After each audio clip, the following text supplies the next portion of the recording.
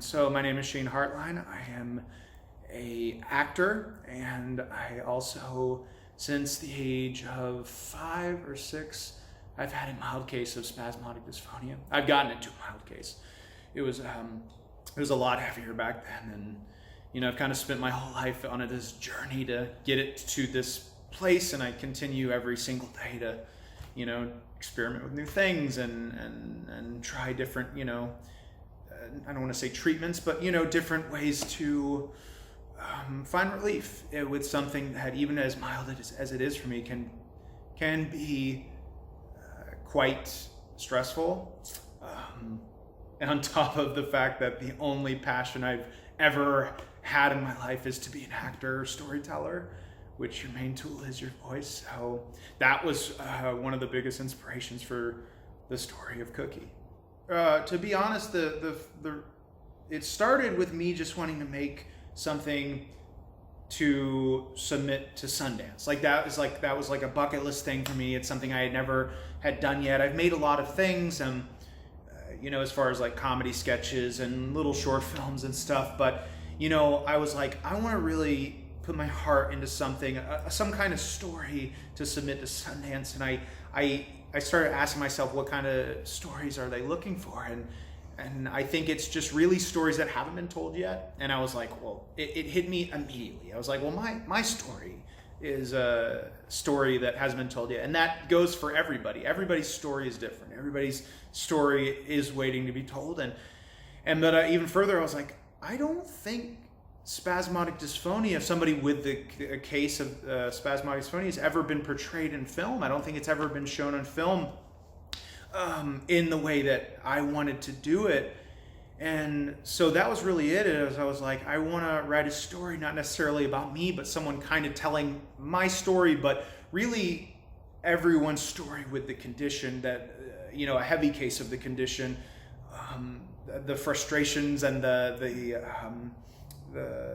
daily struggles of what it is to have this, like we were talking before we started filming this, and really this invisible condition. You walk down the street, nobody would know that you have it, and that's even more frustrating. I oftentimes, when I'm talking to my girlfriend, I say, it's hard for somebody that can speak effortlessly to understand what somebody that has to think about every word they speak. It's oftentimes, I describe for my case in particular, it's like I'm trying to shove a golf ball through a straw sometimes when I'm speaking, and sometimes it's a lot more effortless. I think I know mine is very, and most is very neurological, in the sense that, like, if I'm calm, if I'm feeling confident, if I've had a beer or two, like, it tends to not even be a factor. But then you put on the stress and on it, that's when it tends to act up. And that's really like why long-winded answer, but it's really, I wanted to really raise awareness. I wanted people to know what it's like for somebody who really truly suffers with this condition, for what it's like on a daily basis, on top of wanting to be an actor. My journey as an actor has been quite different, I think, from most people. I think most actors' journey is to get comfortable living in their own skin, to then portray other characters and walk into the most stressful situation, which is an audition. That's the journey, is like putting in the reps in an acting class or something to just get comfortable doing that. For me, I often say, man, if I didn't have this voice thing, I'd be the most comfortable. I'd be crushing it. But for me, like, my journey is to find peace with this, because right now I don't have a choice. Like, I can either let it control me, beat me up, and oftentimes I still struggle with that. But like, I've been working so hard to find inner peace so that I can confidently go in and be like, this is my voice. This is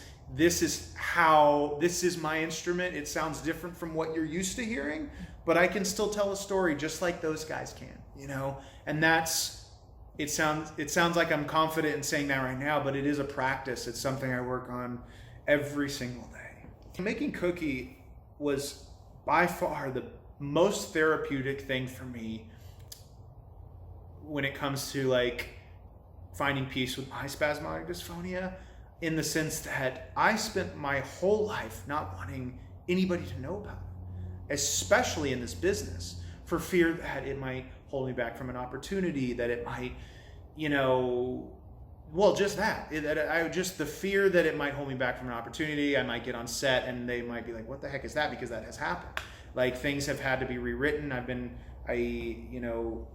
Things have changed based on me not being able to say a line a certain way.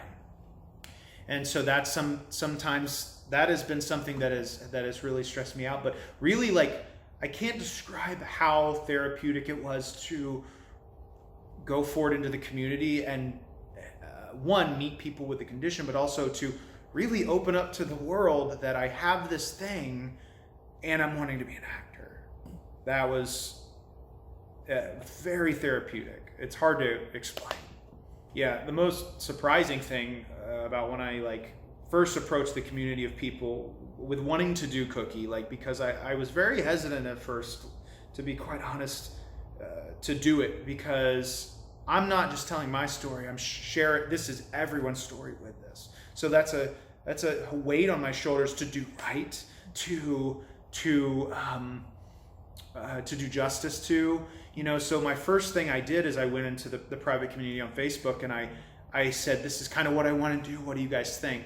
And I've never had a response to anything I've put out in the world of such a positive reaction of people universally saying, yes, please, I want to help. And I was like, I have to do this now. But also, it went from me thinking that, I might just make this for $1,000 because I've made shorts, for micro budgets, to, maybe there is this community of people that wants to help and lift this thing, and it might be a bigger thing than I could have ever dreamed possible. I think that what will universally speak to people, even because, not everybody has a vocal condition, but I think everybody has their thing that I don't want to call it their demons, but their thing in their head that's holding them back from doing the thing they want to do. And for this character in Cookie in particular, she wants to be an actress, but she has this heavy case of this vocal condition, that is just really preventing her from even stepping into the world. So I think everybody can kind of relate to that. I want to do this thing, but I can't because of X or, whatever. And I think that a lot of the time the X is in our head. And yes, somebody with a heavy case of a vocal condition, it might be more difficult for them to pursue a path like acting, but there's nobody stopping you from trying. And there's nobody that's set. I just want to change the perception that people with a vocal condition can't still tell a story. That's one of the biggest perceptions I want to change.